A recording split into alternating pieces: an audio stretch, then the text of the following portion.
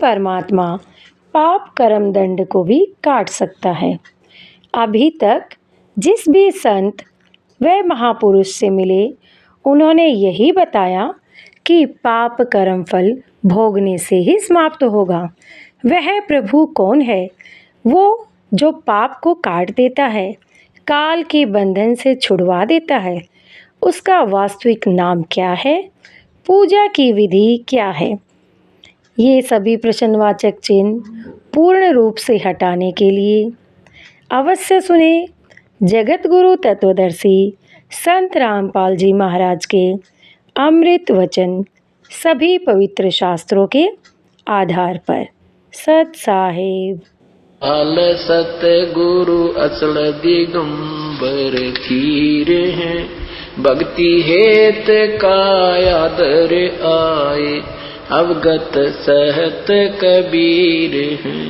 नानक दादू अगम अगादू, तेरी जहाज खेवट सही, सुख सागर के हंस आए, भक्ति हीरंबर उर धरी, कोटि भानु पर कास पूर्ण, रोम रोम की लारे है, अचल अभंगी है सतसंगी, अवगत का दीदार है। धन सत्य गुरु उपदेश देवा, 84 भ्रम मेटहि, तेज पुंज तन देह दर कर, इस विधि हमको बैठही।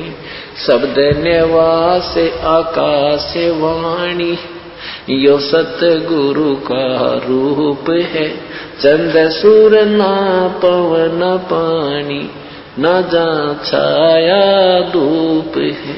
रहता रमता राम साहेब, अवगत अलह अलेख है, भूले है पंथ विटम्बवादी, वो कुल का खाविंद एक है। रोम रोम में जाप जपले, अष्ट कमल दल मेल है, सुरत निरत को कमल पठावो, जादी ही पक बन तेल है। हरदम खोज हनोज हाजर, तरवणी के तीर हैं, दास गरीब तबीब सतगुरु, बंदी छोड़ कबीर हैं। हरदम खोज हनोज हाजर, तरवणी के तीर हैं, दास गरीब तबीब सतगुरु, बंदी छोड़ कबीर हैं। परमात्मा मिल जाते हैं, फिर वो परमात्मा हमें विशेष लाभ देता है। कहते पर्वत पर्वत में फेरा, कारण अपने राम, राम जैसे संत मिले, जिन सारे सब काम। पर्वत पर्वत हम फिरे प्रभु की तलाश में, क्योंकि परमात्मा अंधे को आंख दे, कोढ़ी को काया दे, निर्धन को माया दे और मोक्ष प्राप्त करावे। हम इस उद्देश्य को लेकर परमात्मा की तलाश में ना जाने कहां कहां गए, लेकिन उस परमात्मा जैसे गुणों से युक्त संत हमें मिले तो वो सारे काम सर्गे जो प्रभु में से हम उम्मीद रखते। तो इस प्रकार परमात्मा साकार में हमें लाभ देता है, और साकार ही है उससे हमें विशेष लाभ होता है। जैसे वायु निराकार है और वायु को एक ट्यूब में डाल देते हैं, निराकार वायु 10 ग्राम वजन नहीं सहन कर सकती, अगर ऐसे रख दे तुरंत नीचे आता है। 100 ग्राम वजन को नहीं रोक सकती, और जब उसका एक विशेष व्यवस्था आकार में आ गई, वही शक्ति उसमें शक्ति बन गई। जैसे टायर में ट्यूब डाली, ट्यूब में हवा भर दी, टायर में फिट कर दी और ट्रक में डाल दी, वो 200 क्विंटल वजन ने और ठठाएं जा रही है। तो वो वही जो वायु अब उसका आकार बना, आकार माने से उसकी मर्यादा बनी, और फिर वो कितने वजन को उस हवा ने उठा रखा है। ऐसे ही ये हमारी एक ट्यूब है, इसमें हम राम नाम की वो हवा भरेंगे, उस शक्ति की हवा भरेंगे, तो इसमें वह शक्ति आ जाएगी और हमें हमारे सारे काम को वो ऐसे सारेगी जो हम 10 ग्राम भी नहीं, हम कुछ भी काम नहीं कर सकते थे। फिर वो परमेश्वर की जो शक्ति है, भक्ति की शक्ति हमारे इसमें प्रवेश करेगी इस साकार शरीर में, तो फिर वो बहुत लाभ देगी। ऐसे ही परमात्मा की सतिथि समझने में हमें राहत मिलेगी। परमात्मा साकार है, हमें दिखाई क्यों नहीं देता? जैसे सूरज के आगे बदरा ऐसे कर्म छयारे, प्रेम की पवन करे चितमंजन जल के तेज नयारे। जैसे सूरज के आगे बदरा माने बादल, जैसे सूर्य के सामने बादल आ जाते हैं, सूर्य अदृश्य हो जाता है, अंधेरा छा जाता है, रात्रि जैसा लगता है, लेकिन सूर्य की सतिथि समाप्त नहीं है, क्योंकि बादलों ने उसके प्रकाश और हमारे बीच में एक बाधा डाल दी। तेज हवा चली, वो बादल इधर उधर हो गए और सूर्य का प्रकाश हमारे ऊपर ज्यों का तो विद्यमान सूर्य हमें दृष्टिगोचर हो रहा है। ऐसे हमारे अंतःकरण में और परमात्मा के बीच में और हमारी आत्मा के बीच में हमारे पाप कर्मों की एक मोटी दीवार होगी। तो वह कैसे कटेगी? प्रेम की पवन करे चित मंजन जल के तेज नयारे। प्रेम की पवन, भक्ति करेंगे, साधना करोगे, दान करोगे, आप में विनम्रता आएगी, अंदर से परमात्मा का प्यार उपजेगा। और जब हमारा रोना आया करेगा प्रभु के लिए, इसकी जरा से जिक्र चलते ही आत्मा फूट फूट कर रोया करेगी, तो वो हमारे पाप निकल रहे हैं, वो प्रेम की पवन चल पड़ी और एक दिन वो हमारे पाप का बादल हट जाएंगे, तो परमात्मा हमें साक्षात दिखाई देने लग जाएंगे। प्रेम की पवन करे चितमंजन, वो झलके तेज नयारे, उस परमात्मा का न्यारा ही नूर दिखाई देगा, प्रभु का शरीर दिखाई देगा, हमें उसका आभास होने लगेगा। तो उससे योग्य होने के लिए क्रियाएं कौन कौन सी हैं, ये आपको बताई जा रही हैं। जैसे रोगी को डॉक्टर कई प्रकार की गोलियां देता है, कोई पीने की दवाई है, कोई कैप्सूल है, कोई इंजेक्शन लगाता है, तो हमने वो सारे ही ट्रीटमेंट विधिवत करना होता है, जिससे हम शीघ्र आरोग्य हो जाते हैं। ठीक इसी प्रकार हम जन्म मृत्यु के रोग से पीड़ित हैं और इसमें हमें काफी मेडिसिन की आवश्यकता पड़ती है, अर्थात प्रभु की भक्ति कई प्रकार से करनी होती है। जैसे सुबह का नित्यनेम मंत्र जाप, प्रथम मंत्र जाप, द्वितीय मंत्र जाप, दोपहर के बाद रमैणी, शाम की संध्या आरती, सत्संग में सेवा, दान करना, सिमरण सतनाम का सिमरण, फिर सारनाम मिलेगा। ये सारी की सारी क्रियाएं करके हम स्वस्थ होंगे, अर्थात परमात्मा प्राप्त करने योग्य होंगे, जन्म मृत्यु के रोग से हम मुक्त हो जाएंगे।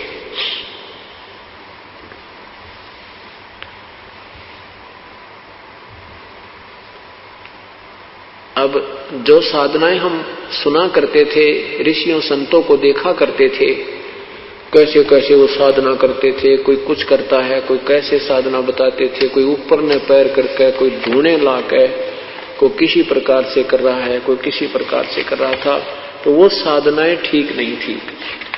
वो साधनाएं मनमुखी थी, जो हमारे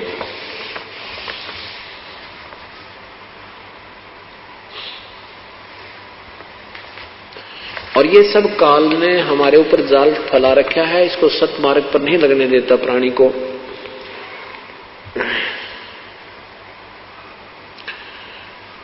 इस वास्तविक विधि न प्राप्त होने से संतों और पंथों की कैसी दुर्गतियां रही। आदमी गरीबदास साहिब की अमरवाणी माया का ग्रंथ तर्कवेदी आपको सुनाते हैं। पांडे वेद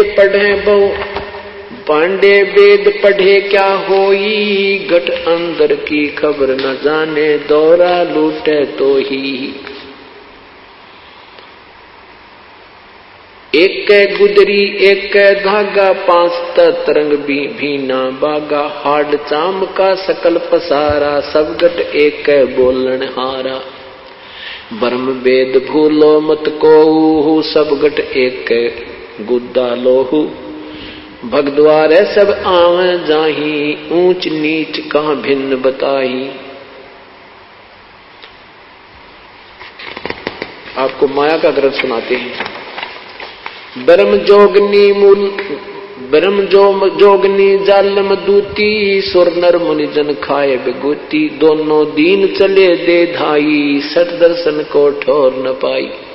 ये सठ दर्शनी साधु कहते हैं इनको, इनका कितना ठिकाना कोई ना। इस माया ने, माया क्या चीज है कि गंगा में माया पानी बन गई स्नान करने।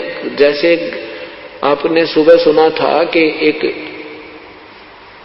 महाकुंभ पर्व के ऊपर स्नान करने में के लिए दो गुटों में, संतों के दो ग्रुपों में झगड़ा हो गया, वहां आपस में कट मरे।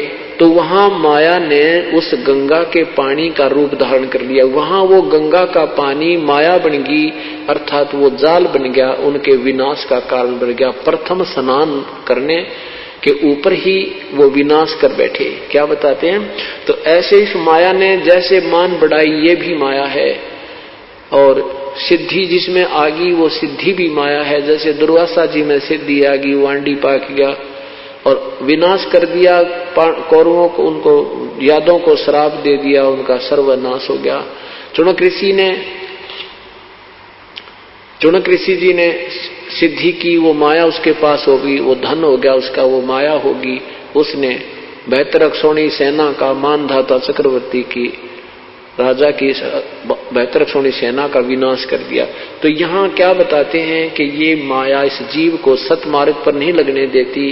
ये मान बढ़ाई आदि गलत साधनाएं जो हैं, तो इसमें क्या कहते, दोनों दीन चले दे धाई, सठ दर्शन को ठोर न पाई। पंडित पकड़ चौप टैली ने, काजी के सिर बोझे दीने। कुतुब गोश और सब गलत गुजारी, मारे मुल्ला बंग पुकारी। पीर पैगंबर राह चलाए, गुर्जो मार त्रिगुंडे काए। क्या बता रहे हैं कि ये जितने भी साधक हैं, जैसे पंडित जी अपनी क्रियाएं करते रहे, श्राद्ध निकलवाते रहे, तुम्हारे हवन होम कर देंगे, फलान कर देंगे, ये साधना शास्त्र अनुकूल नहीं थी। तो वो स्वयं भी विनाश को प्राप्त हुए, यजमान अपने अनुयायियों को भी नरक ले गए। ऐसे ही काजी और मुल्ला जो हैं, ये भी शास्त्र विरुद्ध साधना कर और करवा रहे हैं। इन सब को परमात्मा सबके विषय में बता रहे हैं। जालम जोगनी ऐसा कीन्या, मोहम्मद का सब मजहब छीन्या। नेम नमाज करें थे रोजा, जिनके कहीं न पाए खोजा। जैसे नेम नमाज, नेम होते नित्य नियम जो करे हैं, जैसे गीता जी का नित्य पाठ करना। उधर से 5 बार नमाज करने वाले कहते हैं ये कहीं स्वर्ग पुर्ग में नहीं पहुंचते, इनकी किताब खोज भी ना पाती। ये अपने मन में अपने आप प्रसन्न है, लेकिन ये शास्त्र विरुद्ध साधना होने से ठीक नहीं है। नेम नमाज करें थे रोजा, जिनके कहीं न पाए खोजा। मारे विरक्त ब्रह्म आचारी, धाम पुजाए सिर देखारी। ये धाम पूजनीय भी कहते, इनके ऊपर भी भार है, ये मुक्त नहीं होते। जिन सिर जटा बहुत थी लंबी, मारे नागा मुनियर बम्बी। चुंडत मुंडित सबे सिंघारे, जो धूमी 5 लगावत हारे। क्या बताते हैं कि जिनके सिर पर लंबी लंबी बाल थे, ये ऋषि महर्षि दिखे बड़े बड़े, और जिन्होंने या घोटम घोट करा रखा, कभी बाल कटवा के बिल्कुल कोरा कचकोल कटा रखा। कहते इस तरीके इससे भगवान नहीं मिलता। वो विधि वास्तविक साधना है तो सबका आध्यात्मिक लाभ प्राप्त हो रहा आपको, नहीं तो इन बनावटी ऊपर के जो दिखावटी बातों में इससे कोई लाभ नहीं। क्या बताते हैं? जिन सिर जटा बहुत थी लंबी, मारे नागा मुनियर बम्बी। नागा जो निवस्त्र रहते हैं और ये मुनिवर ये सारे के सारे खत्म कर दिए इस काल ने। चुंडित मुंडित सभ्य सिंहारे, जो धूमि 5 लगावत हारे। जो 5 ढूंढे हारे लाया करते ना चारों तरफ बैठ कर, और बीच में बैठ कर जेठ में 40 दिन तपे, कहते ये सब विनाश का कारण है। ये भक्ति नहीं है, इनका ड्रामाबाजी है, ये काल ने उलझा रखे। उर्दमुखी मारे बहुमोनी, भवसागर आए फिर जूनी। मारे बनखंडी निर्वाणी, सिरधर शीस दुहाए पानी। जो ऊपर ने उर्दमुखी अर्धमुखी नीचे को पैर, सिर करके ऊपर ने पैर रखा करते, ऐसी साधना की। कहती है सब, और जो मौन रखते हैं ये भी बनखंड में चले जाते हैं, निर्वाण धारण करके, वैराग धारण करके, कहते वो भी मुक्त नहीं हुए। ज्ञानी मुनि बहु, ज्ञानी गुणी मुनि बहु मोहे, 2 पाटों बिच मीही जोहे। मारे विरक्त ब्रह्म ज्ञानी, बहुर पड़े हैं चारों खानी। उदासी मारे निर्मोही, पकड़ चौपट धोवट धोई। उन्मुन रहते रखते काया, जिनको धक्के दीने माया। त्रिकाली करते स्नाना, ते नर कीने शुक्र समाना। इस काल में कहते हैं जो 3-3 बार स्नान करा करते और भक्ति करते थे, कहते वो साधना शास्त्र विरुद्ध होने से वो गधे और कुत्ते बने, सुअर बने। त्रिकाली करते स्नाना, ते नर कीने शुक्र समाना। जो नर अंग लगावत छारा, ते आने त्रिगुण व्यवहारा। जो शरीर पर राख लपेट कर शरण फरण हो गए तो बड़ा ओलिया है, ये साधु बड़ा महापुरुष है, कहते हैं वो सब 84 लाख योनियों में गए। मारे चारों वेद वकंता, जो नर 18 पुराण अकथनता। जिनके कानों मुद्रा भारी, ते माया ने कीने गरबारी।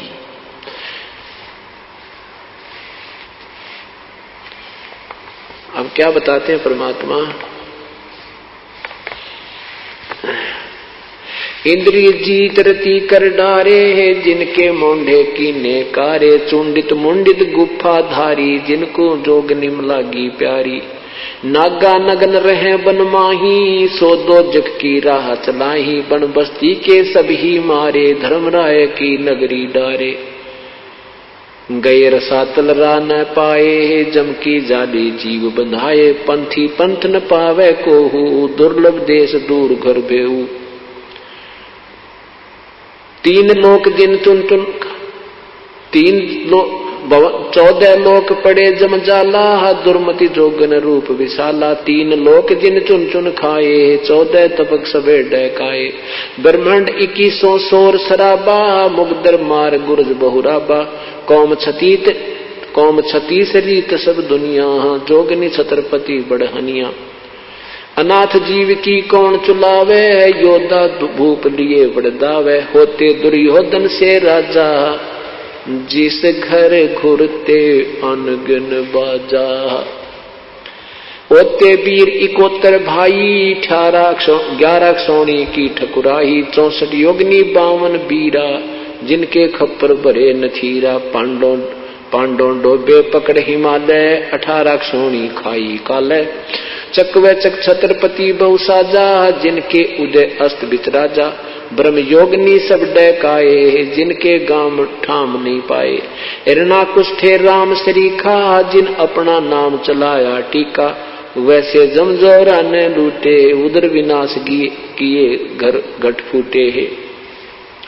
मथुरापुरी राज थे कंसा, जिनके कहीं न पाए वंसा। कितना प्यारी व्याख्या कर रहे हैं कि ये हिरण्यकशिपु जैसे भी अपने आप में भगवान बने बैठे थे, इनका बक्कल उतरा, पेट फाड़ कर फेंक दिया भगवान ने। ये इसमें रिद्धि सिद्धि आ गई, यो माया में उस सिद्धियों के कारण अपने आप में फूल गया, या माया इसको दुखदाई बन गई। कहते हैं मथुरापुरी राज थे कंसा, जिनके कहीं न पाए वंसा। कंस आंडी पाक क्या था, और वो कहते हैं उसका नामो निशान मिट गया। संसरा बहा गहा जो डोबे, फरस्या मार रख तन झोबे। जरा संग बहु जोर जमाए, पकड़ टांग तन चीर बगाए। जरा संग ने कहते हैं गणी बकवाद गड़ी थी, उसकी टांग पकड़ कर पाड़ दिया गया। बालिकाल को दिया झपेटा, चाणों रासे मारे फेटा। रावण छत्रपति थे राजा, सुर नर मुनिजन जिस घर साजा। योद्धा जुल्मी बहुवत आकी, कोट 33 बंद थे जाकी। 33 करोड़ देवता जिसने रावण ने बांध रखे थे। कहते हैं कुंभकर्ण से होते बीरा, 1.25 लाख नाती संग थीरा। 1 लाख पूत 1 लाख पूत दूत संग भारी, 7 समुद्र लंका धारी। उठपुट किए लंक जद लूटी, 10 खप्पर रावण के फूटी। कहते हैं कितना अपने आप में महापुरुष मान रहा था, अपने जैसा योद्धा नहीं मानना था। नहीं कहता मेरे 1 लाख बेटे, 1.25 लाख मेरे रिश्तेदार, इतनी सेना मेरे पास है, मेरा कौन क्या बिगाड़ देगा। 33 करोड़ देवताओं को बांध रखा था और उस माया में वो फूल गया। तो कहते हैं उसकी के बनी उसकी गिला। कुंभकर्ण से अटपट किए लंक जद लूटी, 10 खप्पर रावण के फूटे। अटपट किया, कैसा कारण बनाया कि सीता का अपहरण करने का मन में आया। उधर से वह स्वरूपण खा गई जंगल में, उसने लक्ष्मण ने उसकी नाक काट दी। देख काल मैंने क्या क्यों कर चैन से नहीं जीने देता किसी को। पहले वनवास करवाया भगवान श्री राम को और फिर जंगल में भी चैन से नहीं हुआ। वो दूतनी भेज दी स्वरूपण खा, वो लक्ष्मण से शादी करने को कहने लगी। लक्ष्मण वो नहीं मानी तो उसकी नाक काट दी। अब अपनी बहन की नाक का बदला लेने के लिए रावण में के अंदर अवावृद्धि काल ने वो सीता उठा लिया। और फिर कहते हैं यह अटपट कर और लंक सब लूटी। यह अटपट करके काल ने वो सत्यानाश करवा दिया उसका। अटपट की ये लंक जद लूटी, 10 खप्पर रावण के फूटी। वो 10 मस्तक थे रावण के, 10 शीश भी काट दिए, अर्थात उसका विनाश को प्राप्त हुआ। फिर क्या बताते हैं, कृष्ण गुरु दुर्वासा लूटे, मनसा भवर कुचों पर छूटे। श्रृंगी ऋषि को सार चबाए, नारद पूत बहतर जाए। काम देव दग दे बड़ुगाता, पारा ऋषि पुत्री संगराता। काल में कैसा बकलता रहे सभी का। कैसे कृष्ण गुरु दुर्वासा लूटे, मनसा भवर कुचों पर छूटे। क्या बताते हैं कि दुर्वासा ऋषि बहुत अच्छे साधक रहे हैं और यहाँ मृत लोक से वो बिल्कुल अपने आप को ब्रह्मचारी सिद्ध करके चले गए। ये क्या है कि ये ऊपर तो एक कांचली है अपने, या एक जैसे सर्प के ऊपर कंचली होती है, तो या तो एक कांचली है ये शरीर। इसके अंदर ज्यों का त्यों शरीर एक और रहता है जब तक नेक्स्ट जीवन नहीं मिलता, नेक्स्ट कोई दूसरा कोई प्राणी का जीव नहीं शरीर नहीं मिलता, तब तक ये शरीर हमारा ज्यों का त्यों रहता है। और उस शरीर में ही ये हम भक्ति साधना जो करते हैं उस शरीर को परिपक्व कर देती है। अब जिसमें जितनी कमाई होती है उसी के आधार पर फिर ये ऊपर जाते हैं स्वर्ग में। तो ये दुर्वासा जी वहां स्वर्ग में पहुंच गए। स्वर्ग आपको बताया वो क्या है, वो सबसे ज्यादा बकवाद है स्वर्ग में। वहां से नाचने गाने सारे मीठी मीठी आवाज के सब बकवादे हैं। कहते हैं एक समय एक सभा में ये बैठे थे देवता लोग और वहां लड़कियां नाच रही थी। यहां तो ये महर्षि कल आते हैं, वहां जाके ये फिर जो कहते हो उसी सती थी माँ जी, क्यों ये जीव ही है और जीव में विकार जो कहते हैं जब तक हमें सत साधना तत्व ज्ञान नहीं प्राप्त होता। तो ये दुर्वासा वहां बैठा था और एक लड़कियां नाच रही थी। तो इसने क्या किया, सिद्धि होती है इन ऋषियों में, इसने एक भंवरे का रूप बना के और उस लड़की की दूधी को काट लिया जो अर्धनग्न थी और उस लड़की ने हाथ मार दिया। अब कोई हमारे मच्छर लड़े, कोई भेड़ लड़े या कोई ततिया लड़े, भौरा लड़े तो हम हाथ ही मारेंगे। तो उस लड़की ने हाथ मार दिया और वो दुर्वासा जो भौरा बना हुआ था वो जमीन पर पड़ा, पटाखा उठा और फिर खड़ा हो गया और हंसने लगे। जो संत ऋषि बैठे थे वो हंसने लगे कि पड़ा नीचे। तो फिर दुर्वासा बन गया और दुर्वासा बनकर उसको श्राप दे दिया कि तू गधी बनेगी। बताइए भगवान, यहाँ कहते हैं लठ वाले का राज है। अब वो बेचारी उसका क्या दोष था, स्वयं बकवाद करी। अब कोई चीज छुएगी, लड़ेगी, डंक मारेगी, हाथ तो अपने स्वाभाविक लगता है। तो वो बिरड़ते भी गुंडा ये दुर्वासा। उसने उसको सिद्धि जिसमें आ जाती है, वो सर्प जैसे होते हैं, ततैये जैसे होते हैं ये संत ऋषि, जरा सा कोई हाथ ला दे उसने श्राप दे देते हैं। इतनी कहते ये माया इस कारण इनको न्योड़ जा दिया। ये लगे थे भगवान प्राप्ति के लिए और बन गई ये एटम बम। तो उस लड़की ने अपना जो दर्द हुआ शरीर को हाथ छुप मारा तो उसी को श्राप दे दिया, तो गधी बनेगी। तो परमात्मा कहते हैं कर ले इनका के इकरार, फिर आप क्या बनेगा? ये ऐसे कुक्रम करके ये भी 84 लाख योनियों में दुर्वासा जाएगा जब इसकी बैटरी डिस्चार्ज हो जाएगी जो उसने साधना कर रखी है। तो क्या बताते हैं? दुर्वासा कृष्ण गुरु दुर्वासा लूटे, मनसा भंवर कुचों पर छूटे। इसकी इनकी जो गंदी वृत्ति थी उस लड़की की बुद्धि के ऊपर बकवाद के लिए गई तो उसने हाथ मारा और नीचे गिर गया। तो कहते हैं कृष्ण जी के भगवान विष्णु यानी कृष्ण के गुरु भी दुर्वासा के साथ भी ये व्यवहार हुआ, उसकी भी इतनी गंदी नीयत है। तो यह माया कहते हैं यो काल किसने बख्शेगा? क्या बताते हैं? श्रृंगी ऋषि को सार चबाए, नारद पूत बहतर जाए, कामदेव दगदे बहु गाता, पारा ऋषि पुत्री संगराता।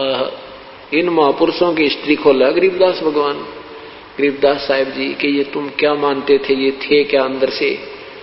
क्या बताते हैं कि श्रृंगी ऋषि को सार चबाए। एक श्रृंगी ऋषि थे, साधना करने के लिए जंगल में बैठ गए। ये मनमुखी साधकों के लक्षण बताते हैं।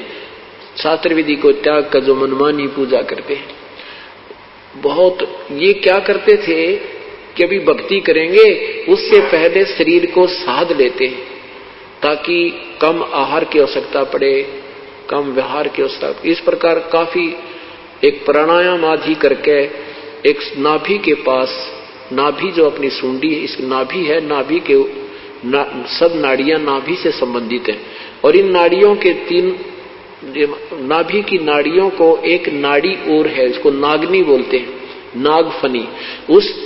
उस नाड़ी ने इस नाभि की सभी नाड़ियों को ऐसे लपेटा ला रखा है जैसे सर्प लगा दिया करे और उसके ऐसे ढाई लपेटे हैं और वह शेष वो नागनी वो ऐसे एक आंतड़ी है नाग जैसे फुन वाली, उसकी 2 फुन है, वो ऐसे रहती है। और जो हमारे शरीर में एक अमृत बनता है वो अमृत को पीती है और श्वास से खड़ी रहती है। तो ये प्रणाम कर करके क्या करते हैं, उस नागनी को ढीला कर देते हैं। प्रणाम कर करके वो नागनी को जो है ना मुरझा जाती है और वो अमृत जो है शरीर में प्रवेश करने लग जाता है। हमारी ये तालू है, तालू के ऊपर एक जैसे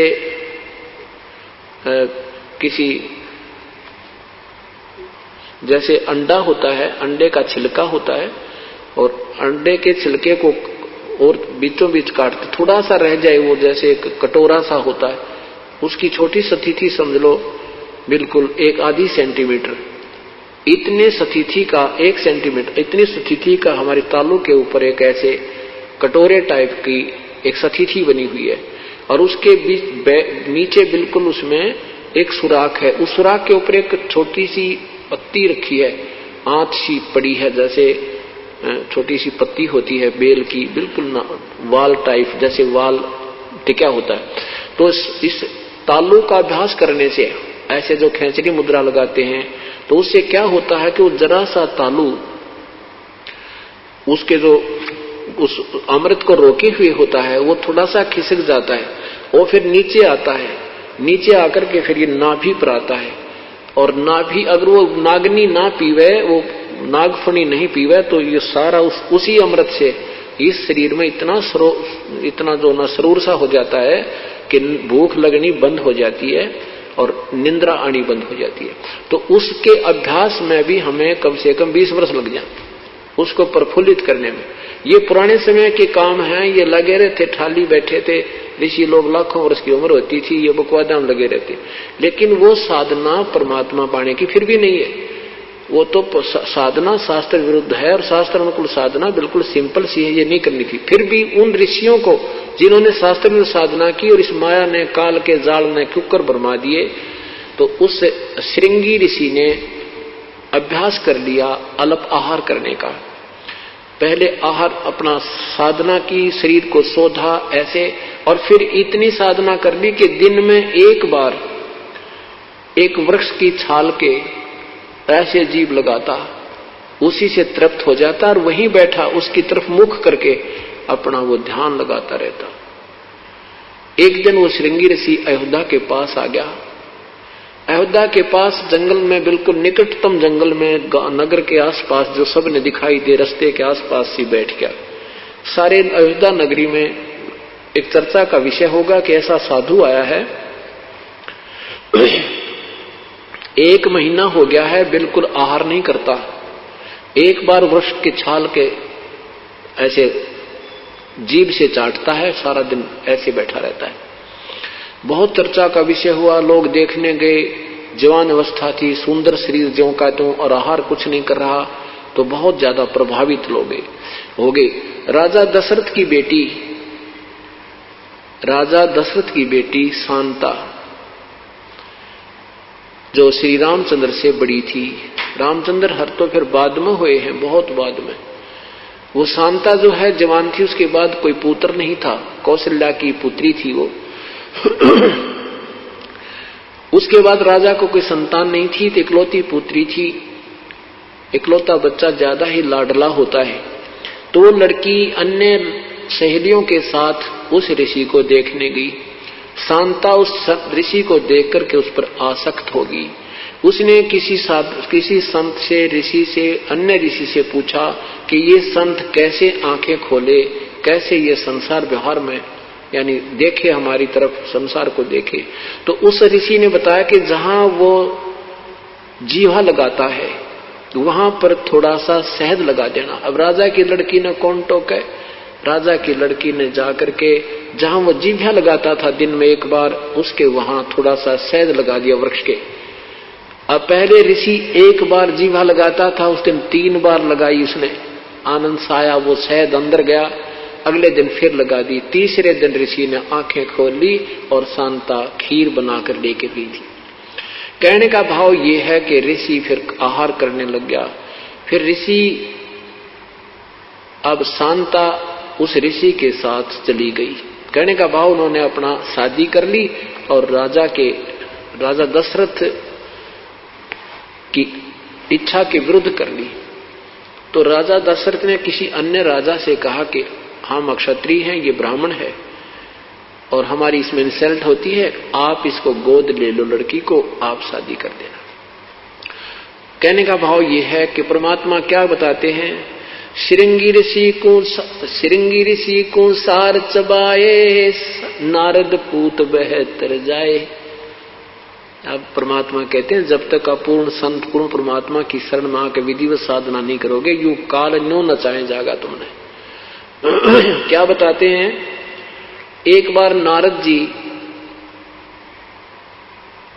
जंगल में साधना करने चले गए। 12 वर्ष तक बैठकर खूब तप किया, मन में मान लिया कि हमने सब इंद्रियों पर काबू कर लिया। अब जंगल में आदमी अकेला रहे, वृक्ष दिखे, पत्ते घास फूस खावे, आप पर यू मन बकवाद करने तो चुप हो जाता है, यू दड़ मार जा, ये बिल्कुल दुबक जाता है और फिर ज्यों का त्यों तैयार हो जाता है। ये अनजान ऋषियों को ज्ञान नहीं था। 12 वर्ष के बाद नारद जी आए। ब्रह्मा, विष्णु और महेश जी ये तीनों भाई हैं, बड़े ब्रह्मा जी, बीच के विष्णु और छोटे भगवान शिव। तो नारद जी जो ब्रह्मा जी के पुत्र हैं, महर्षि नारद जो है विष्णु जी के पास गए। विष्णु जी ने पूछा, भाई ऋषि जी बहुत दिनों में दर्शन दिए, कहाँ चले गए थे? नारद जी ने कहा कि प्रभु मैं 12 वर्ष तक जंगल में साधना करके आया हूं और मैंने अपनी इंद्रियों पर काबू पा लिया है। अब माया के और इंद्रियों पर काबू कर लेंगे तो ये संसार में उत्पत्ति कैसे होगी, 1 लाख जीव तू कैसे खाएगा? तो इसका नियम है कि bud the evil cut the evil in the bud, यानी बुराई को यानी स्टार्ट में ही काट दे। तो इसने विष्णु जी के मन में प्रेरणा कर दी कि यू बढ़ांडी पा किया नारद जी, ये कहता मन इंद्रियां सारी काबू कर ली, चल इसको ठीक करते हैं। तो उधर से क्या हुआ कि नारद जी मिलकर चल पड़े, वहां से जा रहे हैं, उधर से विष्णु जी पीछे से आ रहे हैं। नारद जी ने पूछा, कहां जा रहे हो प्रभु? कहां जा रहे हो प्रभु? कि भाई मैं इधर जाना है, इस लोक में घूम के आऊंगा, आप चलोगे मेरे साथ? नारद जी कहने लगे, मैं तो खाली हूं, आपके साथ ही चल पड़ता हूं, आपकी आज्ञा हो तो। विष्णु जी कहने लगे, आ जाओ मेरे साथ आ जाओ। तो चलते चलते एक दरिया के साथ जा रहे हैं, दरिया के साथ साथ चल रहे हैं। तो नारद जी से कहा विष्णु जी ने कि ऋषि जी आप खड़े रहो, मैं पानी पी कर आता हूं। विष्णु जी ने कहा, नारद जी ने कहा, नहीं महाराज, मैं आपके लिए पानी यहीं लाता हूं, आप यहां रुको और मैं आपका सेवक हूं। तो भगवान विष्णु ने कहा कि नारद जी पहले स्नान करना दरिया में, फिर पानी लाना। अच्छा जी। अब नारद जी ने जो ही स्नान करने के लिए डुबकी लगाई दरिया में, तो उसके एक सुंदर लड़की बन गया, एक सुंदर लड़की रूप बन गया नारद जी का। उधर से उसी नगरी का एक राजा टहलने के लिए आया, वह सुंदर लड़की देखी। राजा ने पूछा, कन्या तू कौन है, कहां से आई है, क्या तेरा नाम है, कौन तेरा गांव है? लड़की ने कहा कि मुझे नहीं मालूम मैं कौन हूं, कहां से आई हूं, मेरी बुद्धि काम करना बंद कर चुकी है। राजा ने उस लड़की को अपने साथ लिया, घर ले आया, पटरानी बना दी। कहते हैं 72 संतान हुई उसके, और फुल्ली नहीं समावे, पोतेर पोती हो गए, ठाठ हो गए, और फिर फुल्ली नहीं समावे, और खूब मेरे तो बढ़िया कोई नहीं, मेरी इतनी संतान है। फिर क्या होता, उस राजा का किसी दूसरे राजा से युद्ध हो जाता है, और उस राजा ने पूरे के पूरे परिवार का विनाश कर दिया। उसके पुत्र भी मारे गए, युद्ध में गए थे, राजा भी मर गया, कोई शेष नहीं बचा। वो बुढ़िया हो रही थी, वो नारद से बनी औरत। तो उसने सोचा, रो रो के बुरा हाल कर दिया, सारे बाल पाड़ दिए, न रो रो कर टक्कर मारे। उसने सोचा अब तू आत्महत्या कर ले और तेरे पास शेष नहीं रहा कोई चीज। तो वो बुढ़िया जो नारद बुढ़िया बनी थी, जाके उस दरिया में सुसाइड करना चाहा, आत्महत्या करने के लिए छलांग लगाई, तो ऊपर एकदम नारायण और नारद बना दिया, नारायण नारायण करता हुआ बाहर आया। उधर से भगवान खड़े खड़े मुस्कुरा रहे हैं। विष्णु जी कहते हैं, अरे नारद बहुत देर लगा दी, मैं तो बहुत प्यास लगी है, जरा पानी ला, शीघ्र ला। और नारद का सबकी बंदरी, जैसे सपने में कोई ऐसी दुर्घटना महसूस हो जावे और ऐसा रोया कर आदमी और जाग जाना, सपन टूट जा तो भी उसको ऐसे महसूस होता जैसे अभी वो तेरे साथ कोई बुरी घटना घट रही है। अब नारद जी का पसीने आ रहे, ये भगवान, वो मैं तो ऐसा बुरा हाल हो रहा था, मेरी तो इतनी संतान थी, वो मर गई सारी। तो फिर जान गया भगवान, हंस रहे खड़े खड़े। तब तो विष्णु जी ने कहा कि तूने क्या था, मैंने सारी इंद्रियां बेकाबू कर दिया। तब नारद जी बोले, भगवान आप तो कसूरते हो।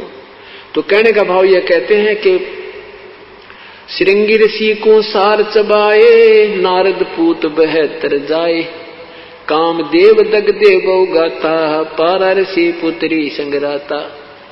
एक पाराशर नाम के ऋषि, शादी होगी, शादी हुई, शादी होते ही अपनी पत्नी को छुआ तक नहीं और कहा मैं तो जंगल में तप करूंगा। अब उसकी पत्नी कहती है कि आप अच्छे महापुरुष हो, आज शादी हुई है, अब तुम घर छोड़ के जा रहा है, या तो शादी ना करवाता या बाद में करवा लेता। तो कहता है कि पहले मैं तप करके आऊंगा, साधना करूंगा, अच्छी संतान उत्पन्न होगी, ये करके बहाना चल पड़ा। तो फिर कहा कि मैं जब कुछ साधना कर लूंगा, तेरे पास बीज शक्ति भेज दूंगा, तुझे गर्व रहेगा। अब पारा ऋषि ने 10 वर्ष 11 वर्ष साधना की, एक कव्वे को अपनी बीज शक्ति दे दी कि तू ले जाकर मेरी पत्नी को देना, एक सिद्धि होती है। वो कौवा उसको एक पत्ते में लिए हुए आ रहा था और एक दरिया के ऊपर से जा रहा था। कौवे के मुख से वो पत्ता छूट गया और वो शक्ति जो है एक मछली ने खा ली। उस मछली के अंदर एक लड़की बन गई। वो लड़की को एक धीमर ने, मछियारे ने, और वो बोटिंग का भी काम करता था, नाविक ने, वो मछली धीरे धीरे काटी, उसको पता होता है उनको कि इसमें कोई वस्तु मिल जाती है। तो उसमें एक लड़की, बिल्कुल लड़की पाई और उसका फिर उसने अपनी पुत्री की तरह उसकी परवरिश की। जब वो लड़की 12-13 वर्ष की होगी, एक वर्ष के बाद उसने 2 वर्ष के बाद वो शक्ति भेज दी। तो जब वो लड़की 13-14 वर्ष की होगी, उधर से ऋषि अपनी साधना करके वापस आ रहा है। उस दरिया के किनारे आके खड़ा हो जाता पाराशर ऋषि। उस समय वो लड़की जो है, जो पाराशर ऋषि की ही बेटी समझो, जो उसी की बीज शक्ति से मछली के अंदर उत्पन्न हुई थी, वो लड़की अपने मछियारे पिता की रोटी लेकर आई हुई थी, वो नाविक की, मल्लाह की, और वो मल्लाह रोटी खा रहा था। पाराशर ऋषि आया, उसने कहा कि मल्लाह मुझे पार करो, शीघ्र जाना है। उस मल्लाह को पता था कि इधर जो वन से संत आते हैं, ऋषि आते हैं, ये तोप बनकर आते हैं, ये साधना करके आते हैं, इनमें सिद्धियां होती हैं, और जरा सी इनकी बात की अवहेलना होगी तो ये श्राप दे देते हैं। तो उसने कहा महाराज मैं तो खाना खा रहा हूं, जरा सा आप इंतजार करो। तो उसने कहा कि नहीं, मुझे इतना समय नहीं है। तो उसने कहा बेटी, अपनी पुत्री से कहा कि जा बेटी तू ऋषि को दरिया से पार करा, नौका चला ले जा। अब जब दरिया के बीच में जब जा दी नौका, तो वो ऋषि के मन में खोट आ गया युवा लड़की देख के। अब बदमाशी करनी चाहिए, तो लड़की ने कहा हे प्रभु, चारों तरफ सब दुनिया देख रही है, मेरे पिता देख रहे हैं, क्योंकि वो डर रही थी बेटी कि ये कहीं निकम्मा शराब भी दे दे, इनसे इतना भी डर लगता था।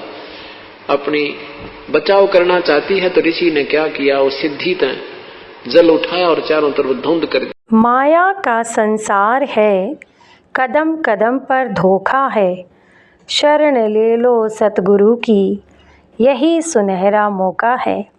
ऐसे ही आध्यात्मिक वीडियो देखने के लिए हमारे चैनल को सब्सक्राइब करें। बोलो बंदी छोड़ सतगुरु रामपाल जी महाराज की जय। सत साहिब।